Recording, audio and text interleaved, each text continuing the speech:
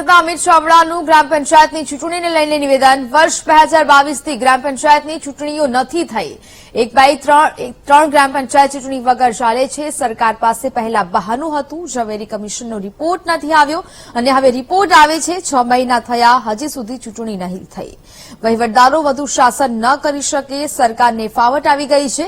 ચૂંટાયેલા સરપંચો વહીવટ ન કરી શકે તેના કરતા વહીવટદારો સારો વહીવટ કરી લે છે।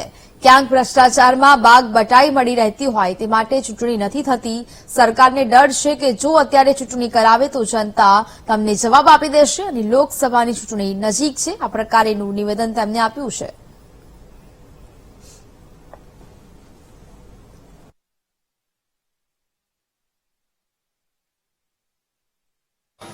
ગ્રામ પંચાયતોની ચૂંટણીઓ ડ્યુ છે, સાથે સાથે નગરપાલિકા, તાલુકા પંચાયત, જિલ્લા પંચાયત આખી સંખ્યા જોઈએ તો લગભગ 5000 જેટલી ગ્રામ પંચાયતો એટલે કે 1/3 ગ્રામ પંચાયતો આખા ગુજરાતની ચૂંટણી વગર વહીવટદારોથી ચાલે છે। 75 જેટલી નગરપાલિકા, 2 જિલ્લા પંચાયત, 17 તાલુકા પંચાયત અને અનેક બેઠકોની પેટા ચૂંટણીઓ છેલ્લા 1.5 વર્ષથી નથી થઈ। સરકાર પાસે પહેલા બહાનું હતું કે ઝવેરી કમિશનનો રિપોર્ટ નથી આવ્યો, રિપોર્ટ આવી ગયા પણ આજે 6 મહિના જેટલો સમય થવા આવ્યો, તેમ છતાં સરકાર ચૂંટણી કરતી નથી।